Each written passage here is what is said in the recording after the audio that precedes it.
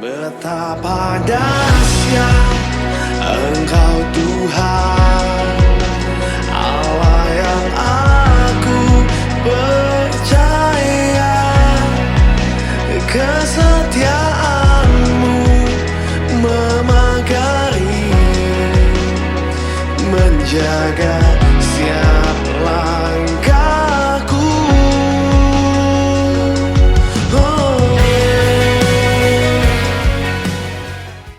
Saksikan kemuliaan-Mu,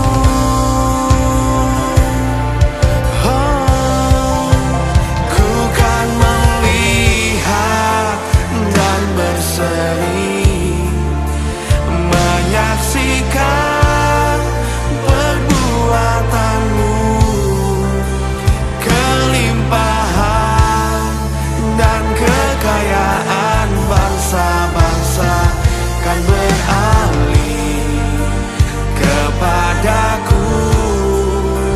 Hujan awal dan hujan akhir bersahutan, lahirkan lawatan, kesembuhan, pujian dan keselamatan terjadi. Hiasi rumah keagungan-Mu. Bapa, itu pernyataan yang boleh kami katakan di hadapan-Mu ya Tuhan. Bahwa kami hidup oleh karena anugerah-Mu. Kami boleh bersandar kepadamu di dalam anugerah. Kami boleh meletakkan kepala kami di dadamu Tuhan. Dan kami mau mengatakan, I am yours Lord. Itulah yang membuat kami boleh mengatakan Tuhan, tidak ada satupun yang dapat memisahkan antara Engkau dengan kami. Karena kami tahu Tuhan, kami hidup hanya karena Engkau yang memberi kami hidup. Terima kasih Tuhan untuk semua janji-Mu. Terima kasih Tuhan. Dan kalau saat ini Kau akan memberikan sesuatu yang baru buat kami. Suatu pengharapan yang baru buat kami ya Tuhan. Buat kami percaya akan semua yang Engkau janjikan Tuhan. Sekalipun kami belum melihat, tapi kami mau percaya. Buat kami seperti Abraham Tuhan. Sekalipun belum melihat, menanti-nantikan 25 tahun. Tapi tetap percaya. Sehingga apa yang Kau janjikan menjadi kenyataan. Biarlah semua pengharapan kami jangan pupus Tuhan. Tapi pengharapan kami adalah suatu pengharapan yang sungguh-sungguh akan terjadi dalam hidup kami. Terima kasih untuk semua dan semuanya ini. Kau siapkan hati kami saat ini ya Bapa. Untuk kami boleh menangkap setiap firman yang Kau berikan kepada kami pada malam hari ini. Buka hati kami, buka jiwa kami. Jadikan kami wadah yang bersih di hadapan-Mu. Untuk setiap benih firman-Mu dapat tumbuh di tanah yang subur. Dalam nama Tuhan Yesus. Amin. Silakan duduk saudara, selamat malam. Tadi saya mendapatkan suatu WA dari salah seorang anak rohani yang cukup jauh ya. Dia katakan begini, Tuhan itu bisa berbicara dalam segala hal dan dimanapun juga ya. Tidak harus Tuhan itu bicara di dalam kamar ya. Tidak harus Tuhan itu berbicara di mana di satu tempat yang harus yang kusuk dan sebagainya. Tuhan bisa berbicara di mana saja. Dia katakan, saya sedang ngantar anak sekolah, selesai anaknya diantar sekolah, dia pulang naik mobil dengan nyetir sendiri. Nah, saat dia sedang nyetir sendiri, dia tuh merasakan ada sesuatu dalam hatinya yang kosong. Tiba-tiba dia mendapatkan penglihatan. Penglihatannya dia katakan ada satu pot, kecil potnya dia bilang. Tapi saya lihat tanahnya itu subur banget. Di pot itu ada tanah subur banget. Lalu tiba-tiba dia bilang, ada satu benih ya yang tumbuh kurang lebih 5 cm. Sudah mulai tumbuh 5 cm. Nah, pada saat dia melihat itu dia bilang, apa ya Tuhan, ini apa maksudnya? Lalu dia WA sama saya, dia bilang, Mami saya kok dapat penglihatan begini, ini sebetulnya apa? Saudara, saya ingin sampaikan bahwa Tuhan bisa bicara di mana saja. Ya. Tuhan bisa memberikan kekuatan saat engkau merasakan dalam kehidupan kamu ada sesuatu hal yang sangat menekan. Ya. Ternyata dia mempunyai banyak pergumulan dan dia merasakan bahwa kok gak dijawab-jawab ya doa saya. Nah, saya bilang sebenarnya itu jawaban dari Tuhan.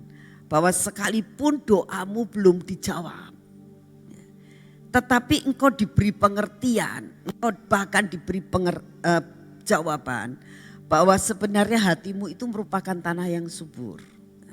Dan benih ya, jawaban doa itu sudah mulai keluar. Ya, sudah 5 cm. Memang kalau benih itu sudah mulai 5 cm, kita harus nunggu lama. Ya. Benih itu harus tumbuh. Sampai benih itu harus berbunga, sampai berbuah. Itu memang cukup lama saya bilang. Tapi yang penting engkau harus tahu bahwa pengharapanmu tidak putus sampai di situ saja. Saudara, jadi kita tahu bahwa apa yang kami harapkan itu pasti akan menjadi kenyataan. Amin.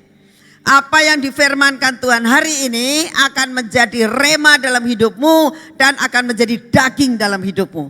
Amin. Nah, hari ini kita bicara tentang rahasia Gilgal. Ya. Apa sih rahasia Gilgal itu? Ada apa di Gilgal? Kenapa hari ini Tuhan memberikan suatu rahasianya apa dan apa yang harus kita pelajari dan apa yang Tuhan mau berikan kepada kita pada malam hari ini. Saudara, kita tahu bahwa arti daripada Gilgal itu di dalam Yosua 5 ayat yang ke-9 ya. Di dalam Yosua 5 ayat yang ke-9 dikatakan seperti ini. Dan berfirmanlah Tuhan kepada Yosua, hari ini telah kuhapuskan celah Mesir daripadamu. Itulah sebabnya nama tempat itu disebut Gilgal sampai sekarang. Jadi arti daripada Gilgal adalah penghapusan celah Mesir. Ya.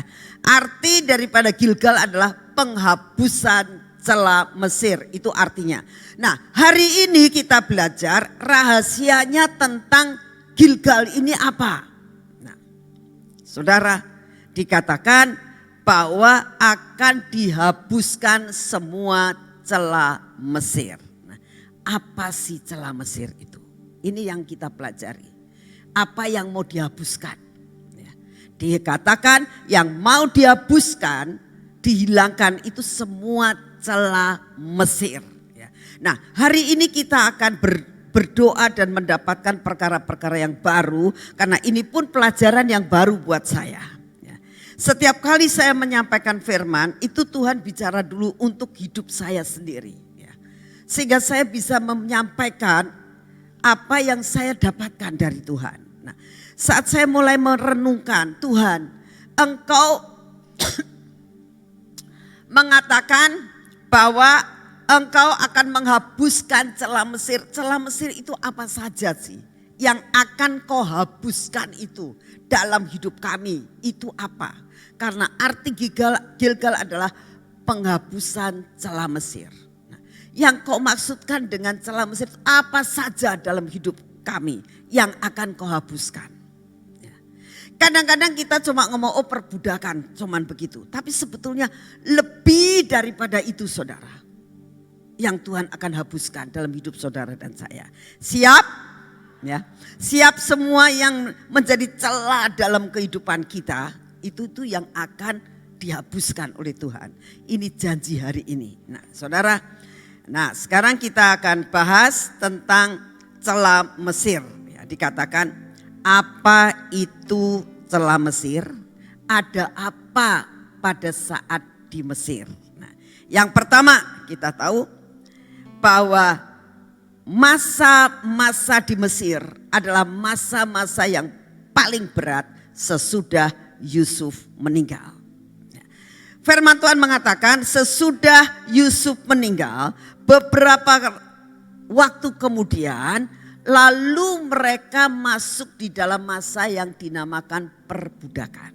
Jadi ada masanya bangsa Israel ini mengalami perbudakan. Nah, apa arti perbudakan, saudara? Ya. Apa arti perbudakan? Saudara, sebenarnya yang dimaksudkan dengan perbudakan itu adalah kita ada di bawah rata-rata. Ya. Arti budak adalah engkau tidak punya hak sama sekali. Jadi hidupmu itu di bawah rata-rata. Gak punya harga diri, gak punya harga sama sekali. Ya. Nah, jikalau saudara dan saya saat ini mengalami akan hal itu. Sampai saya kok direndahkan banget saat ini. Aku tuh dihina orang sedemikian rupa.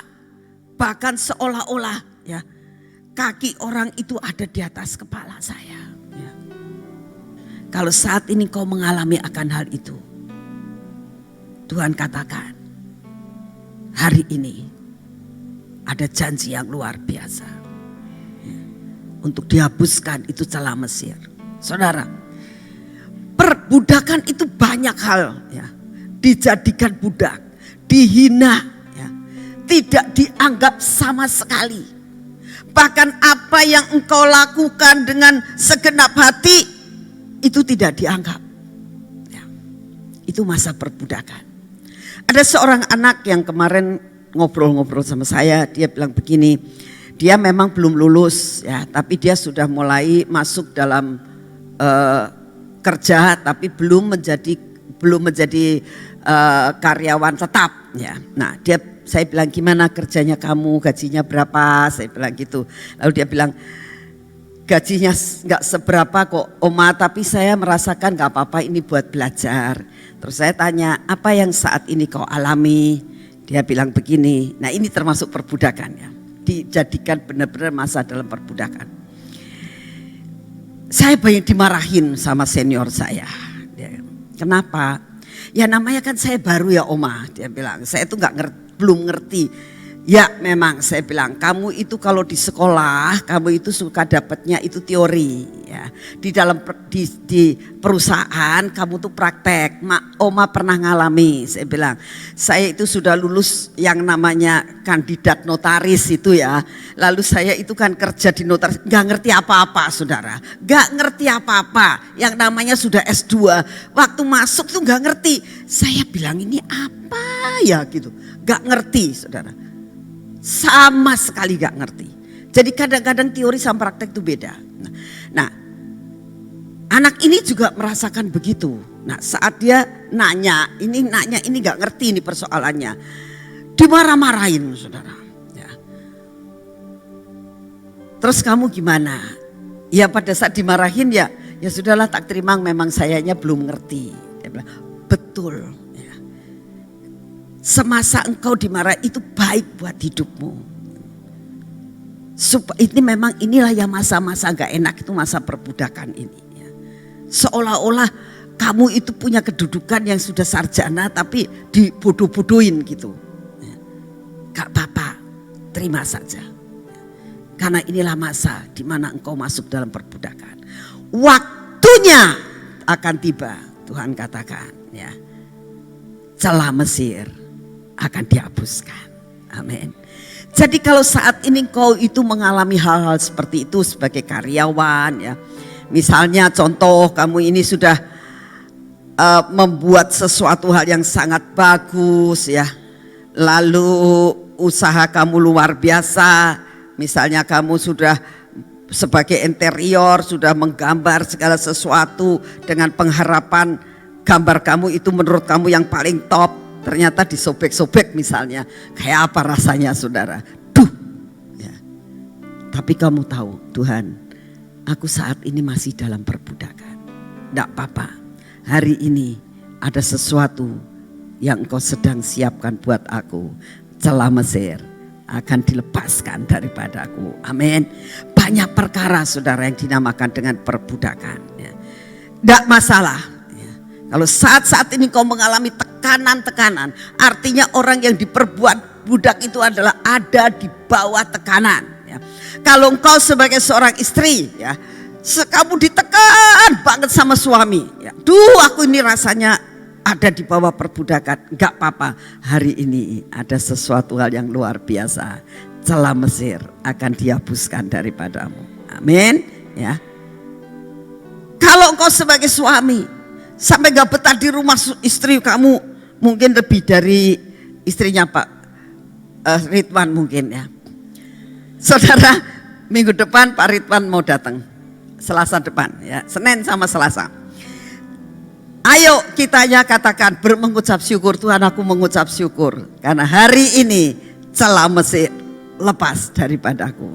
Amin. Kalau kamu punya proyek sudah selesai, ditahan-tahan, gak dibayar-bayar, itu kamu dalam perbudakan sebenarnya. Ya. Kamu itu diperbudak sama dia, itu seolah-olah gak bisa apa-apa. Mau nagih gak dibayar, kita bisa apa? Ya kan? Sebetulnya hak kita sudah menjadi hak kita, gak dibayar-bayar. Itu masa-masa dalam perbudakan. Hari ini Tuhan katakan semua akan jebol. Buat Tuhan tidak ada barang mustahil. Inilah yang dinamakan celah Mesir yang ada dalam hidup saudara dan saya. Yang kedua dikatakan, apa yang dimaksudkan dengan celah Mesir itu adalah masa kerja paksa. Ya, betul kan? Bangsa Israel saat itu ditekan sedemikian rupa, kamu harus membuat sesuatu bangunan di Ramses. Ya. Dalam jangka waktu 1 hari kamu harus bisa melakukan ini, harus begini, harus begitu. Tidak dikasih jerami, tapi semua apa yang sudah ditetapkan harus jadi sekian, sekian, dan sekian. Itu kerja paksa. Kamu mungkin rasakan, aku gak pernah dikerja paksa kok. Iya, saudara, saya mau sampaikan. Ya. Orang kalau utang bank itu sebenarnya kerja paksa. Sungguh. Sebab apa? Kerja mati-matian ya. Utang sih, udah bayar bank lagi, bayar bank lagi, bayar bunga lagi, bayar bank lagi. Kalau gak kerja, disita kamunya. Bukankah itu merupakan suatu kerja paksaan? Betul gak? Betul gak? Saya berdoa celah Mesir keluar, Tuhan membalikkan keadaan. Bukannya engkau yang berhutang, tapi engkau bisa menghutangin. Kok gak sungguh-sungguh nangkep ya? Pengen utang terus? Hah? Pengen kamunya diikat sama bank? Saya tidak anti sama bank ya. Tapi bagaimana bisa kita itu ya, tidak utang lagi, bebas daripada hutang. Itu namanya bebas dari kerja paksa. Saudara, kalau saudara itu sudah kelimpahan ceritanya ya, diberkati Tuhan ya. Apalagi kalau orang sudah tua seperti saya sama Pak Gideon. Saya sering kali Pak Gideon ngomong gini, aku ini sekarang kok sudah kurang semangat ya kerjanya. Ya Pak, wis rak di tabungan, aku bilang gitu. Ya. Anak sudah pada nikah sih, ya kan? Cuman Ibu Tin sama Pak Gideon saja cukup sudah. Biasanya kerja jam 7 bisa kerja jam 8 dia bilang. Ya. Nyantai. Karena apa? Gak ada kerja paksa. Tetapi kalau kamu tahu utangnya miliatan, ya. Terus kamu bangun jam 12, gak kerja rajin. Akhirnya, akhir daripada kamu harus bayar bunga, utang lagi buat bayar bunga, gali lubang, tutup lubang. Itu namanya kamu dipaksa kerja keras. Benar? Ya. Kerja paksa, mau tidak mau. Mau tidak mau, harus begini, harus begitu. Nah, oleh karena itu hari ini Tuhan katakan yang masih banyak utangnya ya, Percayalah, Tuhan, aku utang Tuhan. Aku ini kerja paksa, kerja sama bank. Bukannya kerja di bank ya, kerja sama bank harus begini. Lalu saudara kan mengatakan, lah habis gimana? Saya diutangi sih, ya mesti bayar. Ya iya, tapi bayar kok mesti pakai bunga. Berarti kan ngasih duit sama bank juga. Nah, seperti dipaksa dan dipaksa kayak seperti orang kerja sama bank. Ya. Saudara, hari ini saya mau sampaikan sesuatu. Suatu saat saya masih ingat, saya ngomong sama Tuhan begini, Tuhan, pada waktu saya ada usaha, saya bilang Tuhan ini usaha ini saya mau utang bank, saya bilang boleh apa tidak. Tapi ternyata utang bank itu jerat saudara. Saya jujur ngomong. Dari utang turunnya 300 juta jadi 500 juta. Dari 500 juta jadi 750 juta. Dari 750 juta saya utang sampai berani 1,3. Jadi saya pernah utang 1,3 M di bank. Saya jadi bingung. Aduh, saya gak maulah ke utang kayak gini. Berani utang dulu dari 300 kok sampai jadi 1 miliar gitu. Tuhan, ya memang saya tahu itu ada asetnya yang saya buat kerja. Tapi saya enggak mau. Lalu saya ngomong sama Tuhan, Tuhan, sebentar lagi saya mau pensiun. Saya bilang, begitu saya pensiun, saya lepas utang dan saya tidak mau utang lagi. Bebaskan aku dari penghapusan utang. Terus saya doa ya. Dan Tuhan kabulkan. Tepat sekian bulan sebelum saya pensiun, Tuhan lepaskan saya. Dan sampai detik ini saya tidak kerja paksa. Ya. Karena apa saudara? Orang kalau kerja paksa begitu, nanti kalau sudah tanggalnya uangnya belum cukup, itu deg-degan saudara. Sungguh, saya yakin, yuk semua jujur betul enggak?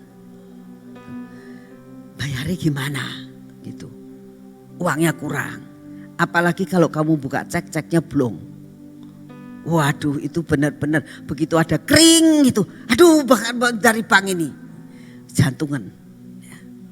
Tapi hari ini Tuhan katakan, kalau kau sungguh-sungguh mau percaya kepada Tuhan ya, bukan kamu yang hutang, tapi engkau sanggup untuk memberi hutang. Amin, amin, amin. Saya tidak anti orang utang sama bank.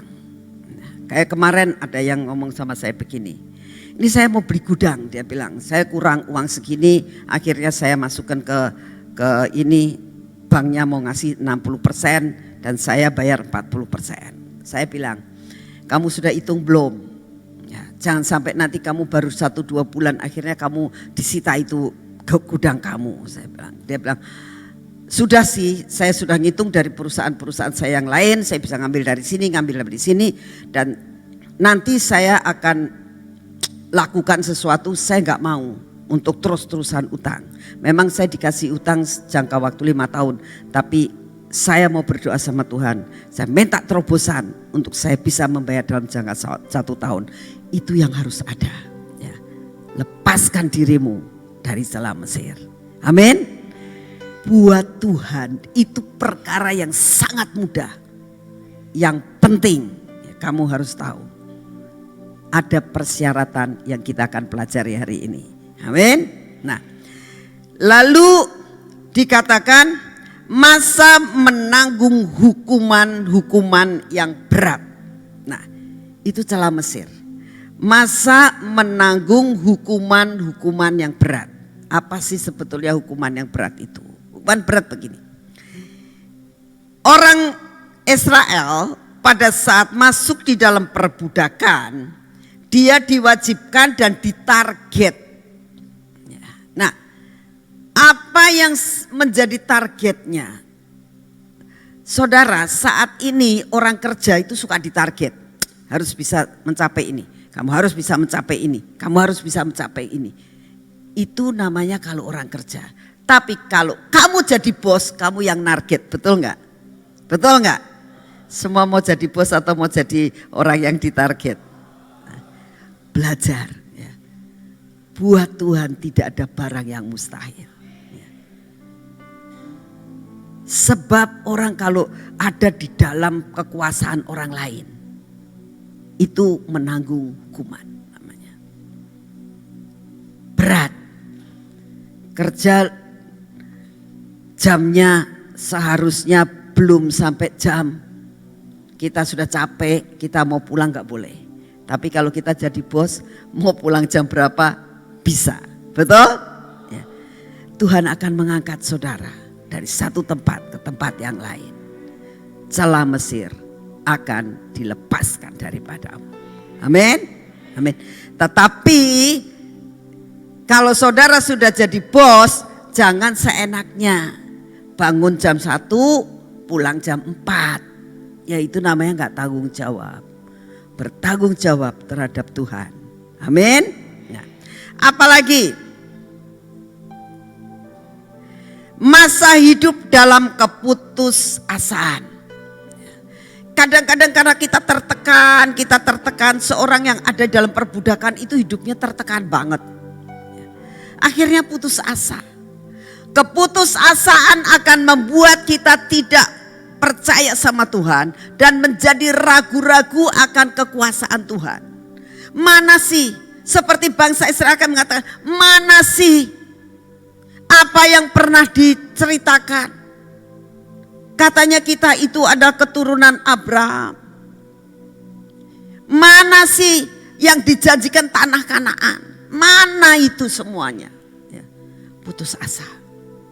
Tapi satu perkara, hari ini celah Mesir akan lenyap daripadamu. Amin. Kita akan baca sama-sama di dalam Keluaran pasal yang ke-6 ayat yang ke-5. Ini semua yang kita bahas itu ada di dalam Keluaran 6 ayat yang ke-5. Firman Tuhan katakan gini. Sebab itu katakanlah kepada orang Israel. Kata Tuhan kepada Musa, akulah Tuhan, aku akan membebaskan kamu. Jawab ya. Sebab itu katakanlah kepada semua umatku yang ada di sini, akulah Tuhan, aku akan membebaskan kamu dari kerja paksa orang Mesir. Perhatikan, ini janjinya ya. Tuhan akan membebaskan saudara dan saya dari kerja paksa orang Mesir. Melepaskan saudara dan saya dari perbudakan. Perbudakan mereka. Dan menebus kamu dengan tangan yang teracung dan dengan hukuman-hukuman yang berat terhadap orang yang membuat engkau di dalam perbudakan. Ada pembalasan, ada pembelaan. Ya. Ayat yang ke-9. Lalu Musa mengatakan demikian kepada orang Israel. Tetapi mereka tidak mendengarkan Musa karena mereka putus asa. Dan karena perbudakan yang berat. Saudara, hari ini ada firman yang mengatakan seperti itu. Kamu mau jadi anak Tuhan yang bisa mendengar dan meresponi, atau kamu mau jadi bangsa Israel yang sudah tertekan? Bangsa Israel sudah tertekan, putus asa, gak percaya Bu Nani, aku gak percaya dengan apa yang dijanjikan Tuhan hari ini. Kamu akan mengalami seperti bangsa Israel. Atau engkau mau mengalami kelepasan karena percaya akan firman. Sekali lagi dikatakan, lalu Musa mengatakan demikian kepada orang Israel, tetapi mereka tidak mau mendengarkan. Hari ini apakah saudara mau mendengarkan apa yang Tuhan janjikan? Responi saudara, responi. Saya tidak berani menyampaikan ini jikalau tidak disuruh sama Tuhan. Ada perkara yang ajaib yang Tuhan sediakan di dalam yang dinamakan Great Destiny ini. Di dalam 5-10 tahun ke depan itu Tuhan menyediakan perkara yang ajaib buat saudara dan saya. Lawatan. Saya bukan mengkhotbahkan tentang sesuatu hal yang sepertinya muluk-muluk, tidak. Ada dasar firman-Nya. Dan hari ini kalau engkau benar bisa tangkap, kelepasan itu akan menjadi milik kalian. Amin. Nah, jadi pada saat saudara mendengar, jangan seperti bangsa Israel yang tidak percaya disebabkan karena apa? Keputusasaan. Sudah terlalu berat. Jadi sampai meragukan, apa sih itulah? Biasa janji-janji orang, janji-janjinya pendeta itu selalu begitu. Nah, selama engkau meragukan hal itu, engkau adalah orang yang paling malang di dalam dunia ini. Karena engkau tidak akan mendapatkan apa-apa. Tapi kalau kau percaya bahwa ini adalah firman Tuhan, maka engkau akan mengalami yang dinamakan penghapusan celah Mesir dalam hidupmu. Amin. Ya. Sekarang kita akan masuk dalam persyaratan-persyaratannya. Tapi bagaimanapun juga kita akan lihat awal pertama kita baca dalam Yosua pasal 5 mulai ayat yang pertama dan selanjutnya. Ya, kita akan baca sama-sama. Ketika semua orang-orang Amori di sebelah barat sungai Yordan dan semua raja-raja orang Kanaan di tepi laut mendengar bahwa Tuhan telah mengeringkan air sungai Yordan di depan orang Israel sampai mereka dapat menyeberang, tawarlah hati mereka dan hilanglah semangat mereka menghadapi orang Israel itu. Nah, sesudah mereka percaya tidak percaya, akhirnya mereka keluar dari Mesir, betul?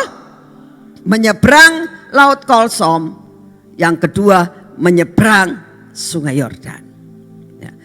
Laut Kolsom terbelah, sungai Yordan terbelah. Saudara, kalau saudara lihat sepanjang sejarah sampai sekarang itu hanya beberapa kali orang bisa membelah laut, yaitu zaman Musa, zaman Elia. Sekarang semua orang di daerah sana ketakutan. Karena mereka tahu ini kalau bukan Allah. Kalau bukan Allahnya orang Israel, tidak mungkin itu laut bisa dibelah. Itu sungai Yordan bisa terbelah. Sungai Yordan terbelah 2 kali. Yang pertama kali itu kejadian. Yang kedua kali dibelah oleh Elia. Yang ketiga kali dibelah oleh Elisa. Kenapa bisa? Disebabkan karena kekuasaan Allahnya orang Israel. Dan Allahnya orang Israel itulah kita kenal di dalam nama Yesus Kristus, yang lebih daripada semuanya akan melakukan perkara yang ajaib di dalam hidup kalian. Amin. Itu harus ada dalam hidup saudara. Buat Tuhan itu perkara yang mudah untuk menolong saudara. Amin.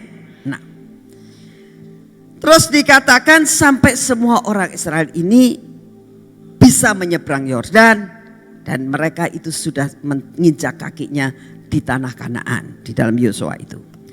Ayat yang kedua. Pada waktu itu berfirmanlah Tuhan kepada Yosua, buatlah pisau dari batu dan sunatlah lagi orang Israel itu untuk kedua kalinya. Ini persyaratan Gilgal. Persyaratan di Gilgal. Persyaratan kamu lepas daripada celah Mesir. Tidak ada syarat lain, tapi harus disunat hatimu. Harus sunat hati. Karena semua itu yang keluar dari hati. Ketidakpercayaan itu keluarnya sebetulnya dari hati. Roh sakit hati itu keluarnya dari hati. Dendam itu keluarnya dari hati. Roh perbudakan itu keluarnya dari hati. Semua celah Mesir itu adanya dari hati. Dan Tuhan katakan itu harus disunat. Oleh karena itu Tuhan katakan, sebelum Tuhan katakan dalam ayat yang ke-9, dikatakan engkau harus disunat lebih dahulu. Nah, kita teruskan. Ayat yang kelima, inilah sebabnya Yosua menyunat mereka semua orang yang keluar dari Mesir, yakni yang laki-laki, semua prajurit telah mati di padang gurun di tengah jalan setelah mereka keluar dari Mesir. Sebab semua orang yang keluar dari Mesir itu telah bersunat, tetapi semua orang yang lahir di padang gurun dalam perjalanan sejak keluar dari Mesir belum disunat. Sebab 40 tahun lamanya orang Israel itu berjalan melalui padang gurun sampai habis mati seluruh bangsa itu, yakni prajurit yang keluar dari Mesir yang tidak mendengarkan firman Tuhan. Kepada mereka itu Tuhan telah bersumpah bahwa ia tidak akan mengizinkan mereka melihat negeri yang dijanjikan Tuhan, dengan bersumpah kepada nenek moyang mereka akan memberikan kepada kita suatu negeri yang berlimpah-limpah susu dan madunya. Kenapa mereka tidak bisa menikmati? Karena mereka bersungut-sungut, karena mereka tidak percaya, hatinya tidak percaya. Nah, hari ini Tuhan katakan engkau harus disunat. Hati yang ragu-ragu, hati yang tidak percaya, hati yang sudah dingin, hati yang sudah tidak merasakan greget lagi sama Tuhan. Tuhan katakan itu akan dicopot, dikelotok dalam hidupmu.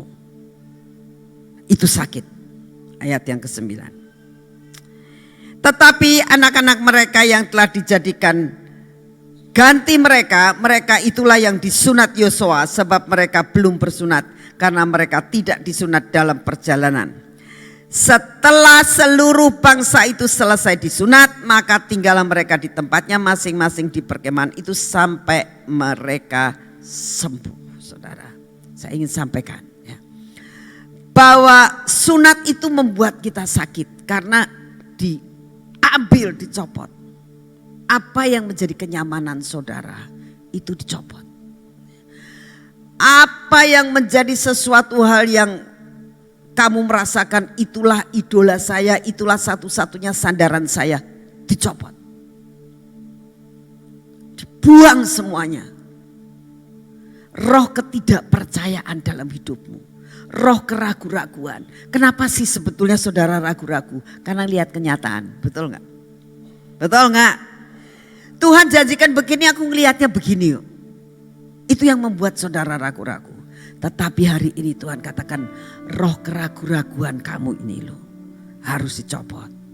Nah, bagaimana caranya? Ya, untuk membuat kita bisa tidak ragu-ragu. Perkatakan perkataan firman. Kalau saudara mau terus mempercayakan perkataan firman, itu firman akan memenuhi hidupmu. Ya, firman akan memenuhi hidupmu. Dan itu akan membuat semua jadi. Ada satu keluarga yang dijanjikan Tuhan, bahwa Tuhan katakan, nak, nanti anakmu umur 20 dia akan normal kembali. Untuk melihat 20 tahun melihat anak itu. Tapi dia setiap kali dia melihat anaknya, dia katakan, aku nunggu dia 20 tahun. Setiap kali dia melihat anaknya, dia katakan, aku nunggu 20 tahun. Nah, setelah anak itu umur 19 tahun tetap belum berubah, saudara.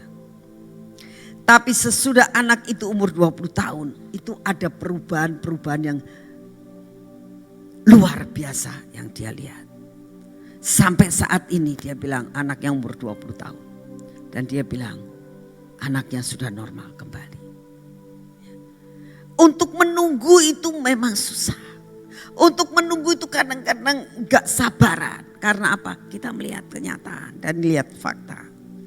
Tapi kalau kau percaya akan apa yang dijanjikan, itu akan menjadi kenyataan. Abraham pun tetap percaya sekalipun dia tidak melihat. Dan hari ini itulah salah satu hal Yang Tuhan katakan, nak, kamu mesti percaya kepada Yesus. Percaya akan janjinya. Percaya akan firman-Nya hari ini. Celah Mesir pasti dihapuskan dalam hidup saudara. Amin. Nah, harus disunat.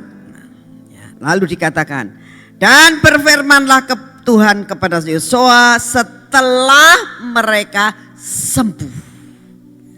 Jadi pada saat engkau disunat itu sakit. Tuhan menunggu sampai engkau sembuh. Kalau engkau gak sembuh-sembuh, Tuhan akan nunggu terus. Kamu belum sembuh, nak, kamu belum sembuh, kamu harus sembuh, kamu harus sembuh. Sampai bebas. Nah, sesudah bebas, Tuhan katakan ini waktunya. Celah Mesir akan menjadi milikmu. Akan dihapuskan semuanya. Hari ini telah kuhapuskan celah Mesir itu daripadamu. Itulah sebabnya nama tempat itu disebut Gilgal sampai sekarang. Saudara. Nah, sekarang kita tahu sesudah celah firman itu dikatakan celah Mesir akan lenyap daripada kita. Sesudah kita disunat, sesudah kita sembuh, lalu kita dapat janji celah Mesir akan dilepaskan dari kita. Tanda-tanda mujizat terjadi dalam hidupmu. Tanda-tanda akan menjadi milik saudara dan saya. Yang pertama, tanda mujizat yang terjadi. Ya, kita baca di dalam Yosua pasal 4 ayat 19. Bangsa itu telah keluar dari Yordan. Mereka mengalami sesuatu hal mujizat. Karena tidak mungkin hanya dengan tabut dibawa tiba-tiba sungai bisa membelah. Mata mereka melihat sendiri. Sehingga mereka berjalan tidak di jalan yang tidak berair. Lalu dikatakan gini. Bangsa itu telah keluar dari sungai Yordan pada tanggal 10 bulan pertama dan mereka berkemah di Gilgal di batas timur Yeriko. Kedua belah batu yang diambil dari sungai Yordan itu ditegakkan oleh Yosua di Gilgal. Dan berkatalah ia kepada orang Israel demikian.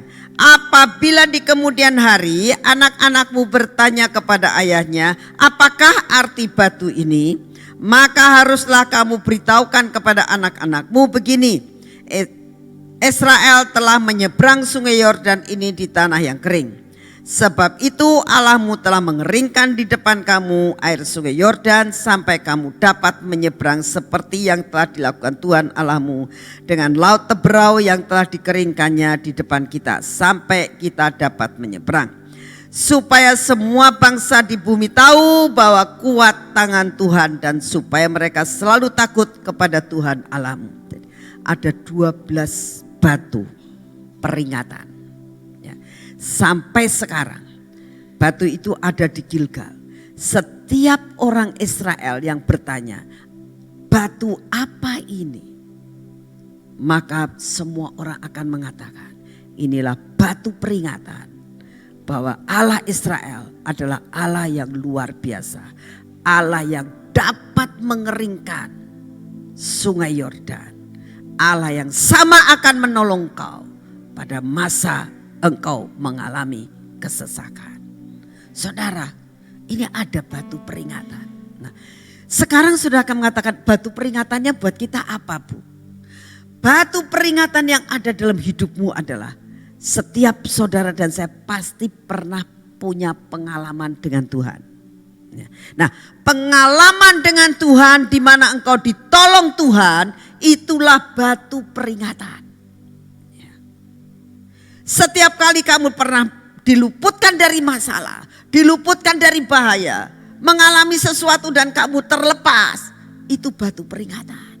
Nah, setiap batu peringatan itu harus kamu taruh di Gilgal yang dinamakan tempat di mana penghapusan celah Mesir. Setiap kamu punya Gilgal, tempat pemberhentian di mana kita sudah sampai ke tempat yang Tuhan janjikan buat saudara dan saya. tanah perjanjian. Nah, batu peringatan itu harus ada di situ setiap kali. Kalau anakmu dalam keadaan kesesakan, kau akan bisa mengatakan, ya, Tuhan pernah melakukan ini. Salah satu daripada batu peringatan adalah gedung yang di mana saudara ada. Ini batu peringatan. Kenapa saya katakan ini batu peringatan?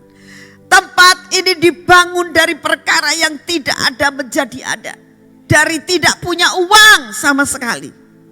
Hanya dengan doa dan lutut kita selalu berdoa. Tuhan mencukupkan, dan pada saat itu Tuhan katakan begini, nak, kamu bangun gak apa-apa. Sampai bangunan ini jadi engkau tidak punya utang. Itu yang saya pegang. Saya percaya Tuhan. Gedung ini jadi tidak punya utang. Saya percaya. Ini batu peringatan. Bila saudara yang saat ini ada di gedung ini, engkau ada di gedung ini, engkau berdoa di gedung ini, engkau menyembah di gedung ini, engkau minta doa di gedung ini. Saat kau mengalami sesuatu, kau katakan, Tuhan, ini gedung peringatan. Ini batu peringatan yang sudah ditaruh di Gilgal. Saat aku mengalami sesuatu, aku ada di gedung ini, Tuhan. Kau pernah menolong. Saat ini juga engkau akan tolong saya. Melepaskan dari celah Mesir. Saudara, engkau akan dikuatkan kembali. Karena inilah salah satu batu peringatan. Sekolah itu merupakan batu peringatan. Radio itu merupakan batu peringatan. Banyak hal. Saudara, saya yakin saudara pernah mengalami yang namanya batu peringatan itu. Pernah pasti kau mengalami sesuatu di mana engkau ditolong Tuhan. Dari tidak ada menjadi ada. Yang seperti ini yang Tuhan mau. Itu batu peringatan. Taruh itu di Gilgal. Dalam hidupmu, dalam hatimu. Sampai masa-masa kesukaran. Engkau katakan, Tuhan, aku pegang batu peringatan ini. Seperti yang dialami oleh seorang hakim yang namanya Ehud. Ehud adalah seorang hakim. Pada zaman hakim-hakim. Nanti kita akan baca. Bangsa Israel berbuat dosa. Dan dia dikalahkan oleh Bani Amon dan Bani Moab. Setiap tahun dia harus membayar upeti kepada raja. Ya, kita akan baca sama-sama. Di dalam Hakim-Hakim 3 ayat yang ke-19. Ya.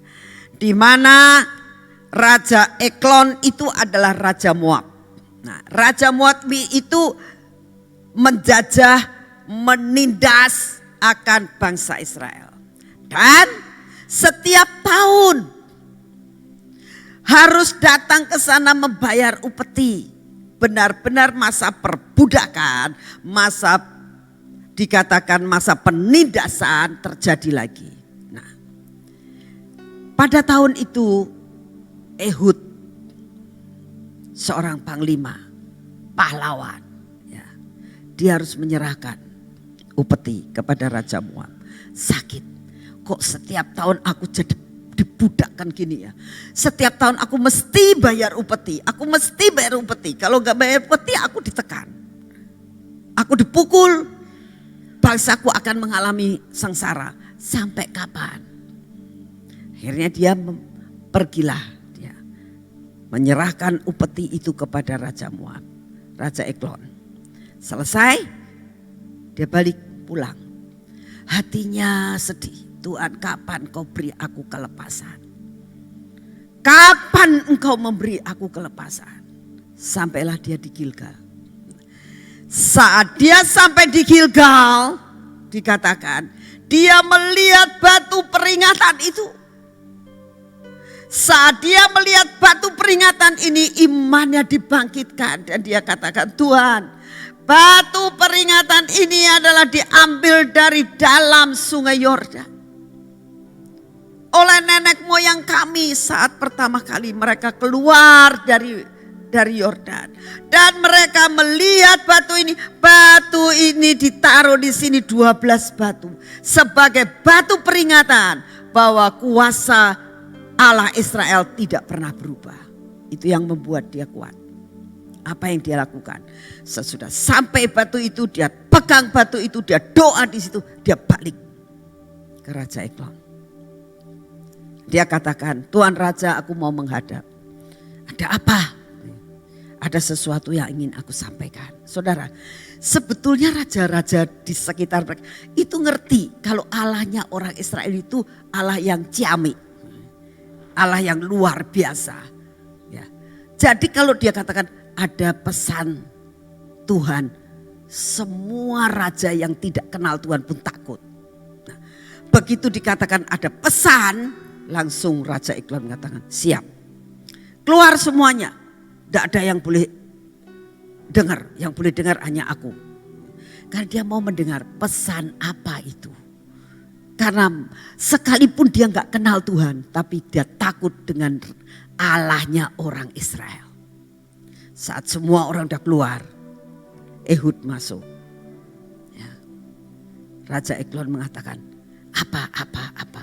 Aku mesti deket-deket sama kamu, bisik-bisik ini. Ya gak apa-apa, masuk sini. Masuk. Begitu deket ditusuk blok, mati.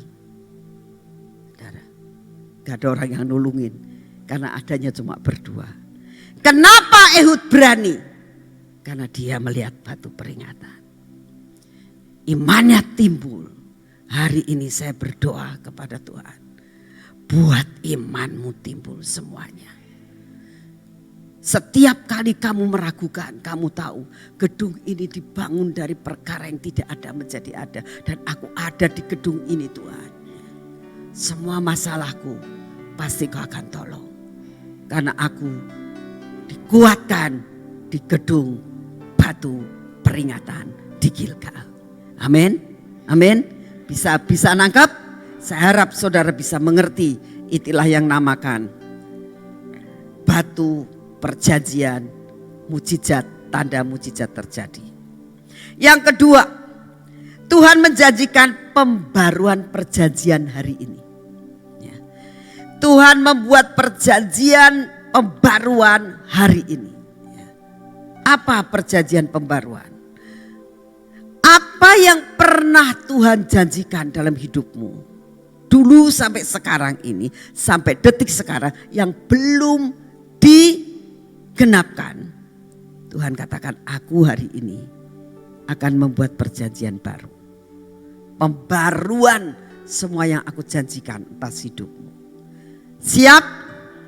Setiap orang punya dikasih janji sama Tuhan berbeda, tapi hari ini ada perkara yang ajaib yang Tuhan berikan buat saudara. Sebagaimana di dalam 1 Samuel 11 ayat 14 dikatakan begini. Dan Samuel berkata kepada bangsa itu, marilah kita pergi ke Gilgal dan membarui jabatan raja di sana. Di mana pembaruannya? Di Gilgal. Jadi di Gilgal selain ada batu peringatan, ada pembaruan perjanjian. Ada pembaruan perjanjian. Dan hari ini ayo kita berdoa sama Tuhan. Tuhan, aku mau berdoa dengan Engkau. Sampai apa yang Kau janjikan kepadaku, Engkau perbarui lagi dalam hidupku. Amin. Saya ajak sebentar saudara berdoa merenungkan ini. Apa yang pernah saudara dijanjikan oleh Tuhan. Dan hari ini Tuhan katakan, aku akan adakan pembaruan perjanjian. Setelah engkau disunat dari segala pemberontakanmu, dari segala kekotoranmu, engkau mulai tidak taat, sehingga engkau mengalami yang dinamakan penjajahan, perbudakan lagi seperti bangsa Israel. Tapi engkau akan menjadi Ehud akhir zaman. Roh keberanianmu akan ditimbulkan. Imanmu akan ditambahkan.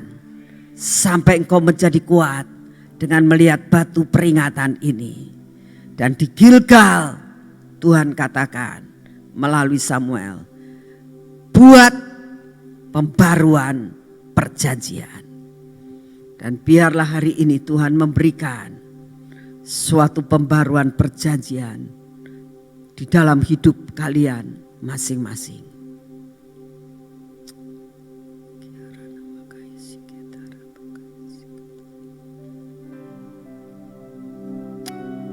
Tuhan, bicaralah Engkau pribadi demi pribadi. Semua yang Engkau janjikan, yang saat ini sudah mulai luntur dalam hidup kami. Kami mulai meragukan dan putus asa. Karena rasanya lama sekali tidak muncul-muncul.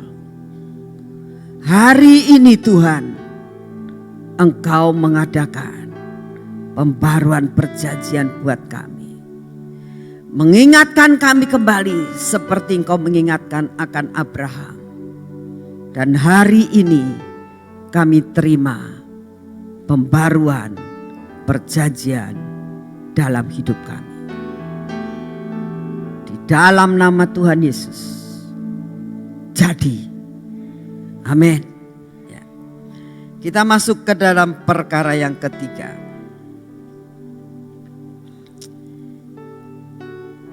Tuhan akan membabat habis semua binatang-binatang pelalap. Belalang-belalang pelalap yang membuat menggerogoti hidupmu, Tuhan akan babat habis. Orang-orang yang menghambat rencana Tuhan atas tempat ini akan dibabat habis. Kita percaya. Semua rencana-rencana Tuhan yang dijegal hari ini Tuhan katakan dijanjikan dibabat habis. Orang yang ingin untuk menghancurkan usahamu dibabat habis. Orang yang ingin menghancurkan kesehatanmu dibabat habis. Orang yang ingin untuk menghancurkan rumah tanggamu dibabat habis. Semua musuhmu. Ini janji Tuhan di mana? Di Gilgal. Kita akan baca sama-sama di dalam 1 Samuel 15 ayat yang ke-33. Tetapi kata Samuel, seperti pedangmu membuat perempuan-perempuan kehilangan anak, demikian ibumu akan kehilangan anak di antara perempuan-perempuan. Lalu dikatakan, sesudah itu Samuel mencincang Agag di hadapan Tuhan di Gilgal. Dicincang habis karena apa? Disebabkan karena Agag menindas akan orang Israel, membuat perbudakan terhadap Israel. Dan Tuhan katakan, habis engkau orang Amalek. Ya, tak cincang habis. Ya, habis semua musuh-musuhmu. Semua yang menjadi penghalang rencana Tuhan atas hidupmu. Semua dihabiskan hari ini. Dihabiskan hari ini. Saya berdoa saudara tangkap. Ya. Kalau saudara meresponi akan apa yang Tuhan katakan, pasti jadi dalam hidupmu. Saya sangat merindukan. Banyak perkara yang saya hadapi. Dan Tuhan selalu membabat habis orang-orang yang melakukan perkara-perkara yang tidak benar. Dan saya yakin. Semua orang yang menghalangi rencana Tuhan atas tempat ini. Semua orang yang menghalangi rencana Tuhan atas hidup kalian. Semua akan dibabat habis hari ini. Dicincang dan tidak akan hidup lagi.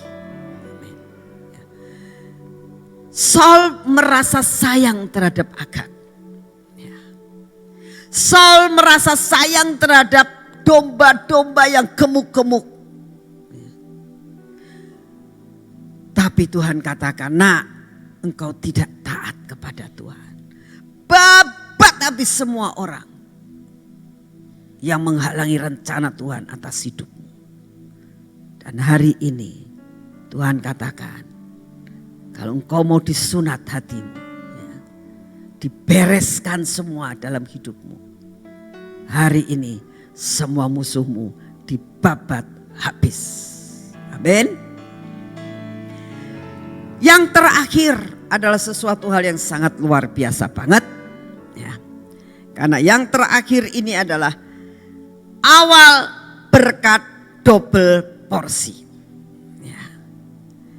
2 Raja-Raja 2 ayat 1. Menjelang saatnya Tuhan hendak menaikkan Elia ke surga dalam angin badai, Elia dan Elisa sedang berjalan dari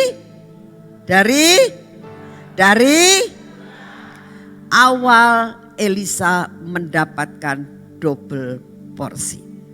Ya. Dari mana? Dari Gilgal. Ya. Saudara saat ini mulai dari Gilgal, jalanlah bersama dengan Elia. Siapa Elia? Gambaran daripada Roh Tuhan sendiri. Ya. Jalan, ayo sama-sama. Apa yang dibicarakan selama itu?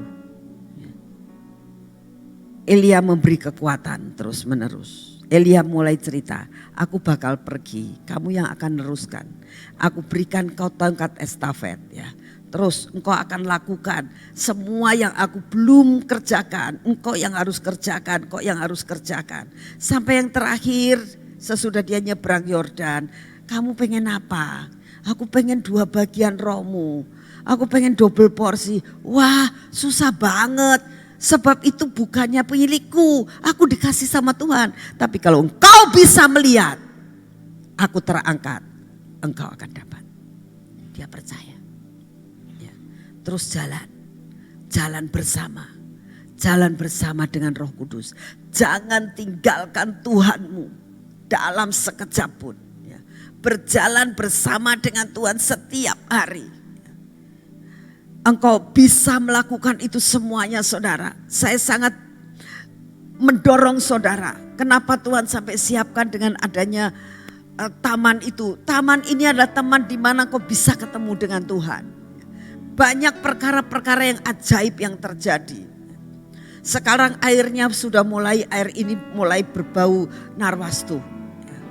Saya sendiri tidak tahu kenapa itu bisa baunya seperti itu. Debu emas mulai turun di mana-mana. Ada perkara-perkara yang ajaib. Begitu engkau merasa kesesakan, datang ke sana dan kamu berdoa. Bukan berarti kamu berdoa di rumah tidak bisa. Tapi tempat itu adalah tempat spesial. Jangan itu seperti batu peringatan. Untuk mendapatkan itu kamu kuat kembali. Dan kau bisa menjalani hidup. Saudara. Saya sangat mendorong jalan seperti Elia dan Elisa. Terus sampai berjalan-jalan. Dan akhirnya mulai dari mana? Dari Gilgal. Sampai nyebrang Yordan. Dan dia melihat Elia naik. Jubahnya turun. Double porsi menjadi miliknya. Double porsi jadi miliknya. Gilgal adalah awal daripada perjalanan double porsi terjadi atas hidupmu. Amin. Saya berdoa saudara. Tidak ada satupun di antara saudara yang akhirnya gak bisa menikmati ya, akan masa lawatan. Masa tahun P ini. Tahun di mana firman jadi daging. Setiap yang disampaikan itu pasti akan jadi daging. Yang penting kau meresponi apa yang sebenarnya Tuhan janjikan dalam hidupmu. Saudara, ini tahun P. Ada perkara yang ajaib. Ada mandat yang Tuhan berikan. Bahkan ada great destiny-mu terjadi atas hidupmu. Saya terus berdoa. Tidak ada satupun yang telinga mendengar saat ini. Baik yang di tempat ini maupun yang streaming malam ini. Tidak mendapatkan berkat. Tapi semua mendapatkan berkat. Berkat Gilgal jadi milik saudara. Di dalam nama Bapa dan Putra dan Roh Kudus. Kami berkatakan dengan iman. 1. Kami sekeluarga duduk dalam lindungan dan memalam dalam naungan Tuhan yang Maha Kuasa, yaitu Bapa, Putra, dan Roh Kudus. Amin. 2. Kami sekeluarga berkata kepada Tuhan, Engkaulah tempat pelindungan kami dan kubu pertahanan kami, Bapa kami yang kami percayai. Amin. 3. Kami sekeluarga sungguh percaya Tuhan yang kami kenal dalam nama Tuhan Yesus Kristus yang akan melepaskan kami sekeluarga dari jerat penangkap burung, dari penyakit sampar yang busuk. Amin. 4. Kami sekeluarga percaya dengan kepaknya Tuhan akan menudungi kami sekeluarga. Di bawah sayapnya kami sekeluarga akan berlindung. Kesetiaan Tuhan Yesus Kristus ialah perisai dan pagar embok. Amin. 5. Kami sekeluarga tak usah takut terhadap kedahsyatan malam, terhadap panah yang terbang di waktu siang, terhadap penyakit sampar yang berjalan di dalam gelap, terhadap penyakit menular yang mengamuk di waktu petang, terhadap malapetaka dan bencana yang Tuhan izinkan harus terjadi. Walau 1.000 orang rebah di sisi kami sekeluarga dan 10.000 di sebelah kanan kami sekeluarga, tetapi itu semua tidak akan menimpa kami sekeluarga. Amin. 6. Kami sekeluarga hanya menontonnya dengan mata kami sendiri dan melihat pembalasan terhadap orang-orang fasik. Amin. 7. Sebab Tuhan ialah tempat pelindungan kami sekeluarga, yang maha tinggi telah kami sekeluarga buat tempat perteduhan kami. 8. Kami sekeluarga percaya malapetaka dan bencana tsunami, banjir, gempa bumi tidak akan menimpa kami, dan tulah tidak akan mendekat pada tempat kediaman kami. Sebab malaikat-malaikatnya akan diperintahkannya kepada kami sekeluarga untuk menjaga kami di segala jalan kami sekeluarga. Amin. 9. Kami sekeluarga percaya Tuhan akan mengirimkan malaikat-malaikat untuk menatang kami sekeluarga di atas tangannya, supaya kaki kami tidak terantuk kepada batu, singa dan ular tedung akan kami langkahi. Kami sekeluarga akan menginjak anak singa dan ular naga. Amin. 10. Sungguh hati kami sekeluarga melekat kepada Tuhan, maka Tuhan akan meluputkan kami, Tuhan akan membentengi kami sekeluarga, sebab kami mengenal nama Tuhan Yesus Kristus. Amin. 11. Kami sekeluarga percaya, bila kami berseru kepada Tuhan dengan segenap hati, maka Tuhan pasti akan menjawab, Tuhan pasti akan menyertai kami dalam kesesakan, Tuhan pasti akan meluputkan kami sekeluarga, dan memuliakan kami sekeluarga. Amin. 12. Kami sekeluarga percaya, dengan panjang umur Tuhan akan terus kenyangkan kami sekeluarga, dan Tuhan pasti perlihatkan pada kami sekeluarga keselamatan daripada Tuhan selama-lamanya. Amin. Jadi dalam nama Tuhan Yesus Kristus. Amin. Amin. Deklarasi 2021. Di dalam nama Bapa dan Putra Tuhan Yesus Kristus dan di dalam nama Tuhan Roh Kudus kami perkatakan. 1. Saya dan keluarga saya percaya bahwa tahun 2021 pengurapan minyak dan anggur berlaku dan menjadi milik keluarga kami, sehingga kami sehat jasmani dan rohani. 2. Saya dan keluarga saya percaya pengurapan keintiman berlaku dan menjadi milik keluarga kami. 3. Saya dan keluarga saya percaya sepanjang tahun 2021 Tuhan beri kemampuan untuk selalu melekat pada Tuhan Yesus Kristus. 4. Saya dan keluarga saya percaya Tuhan beri kemampuan sehingga pelita kami terus menyala. 5. Saya dan keluarga saya percaya Tuhan beri kemampuan untuk masuk dalam terobosan baik jasmani maupun rohani. 6. Saya dan keluarga saya percaya Tuhan berikan kemampuan untuk hidup dalam pujian dan penyembahan. 7. Saya dan keluarga saya percaya Tuhan beri kemampuan untuk dapat mengerti dan memahami hati Bapa. 8. Saya dan keluarga saya percaya Tuhan beri kemampuan untuk tetap beriman sampai garis akhir. 9. Saya dan keluarga saya percaya Tuhan beri kemampuan untuk mencapai puncak destiny. 10. Saya dan keluarga saya percaya bahwa kendaraan, percepatan, dan kemenangan yang Tuhan sediakan menjadi milik saya dan keluarga saya. 11. Saya dan keluarga saya percaya tongkat otoritas berlaku buat saya dan keluarga saya. 12. Saya dan keluarga saya percaya Tuhan beri kemampuan untuk mempunyai hati hineni dan menjadi generasi terdahsyat. Amin, amin, amin.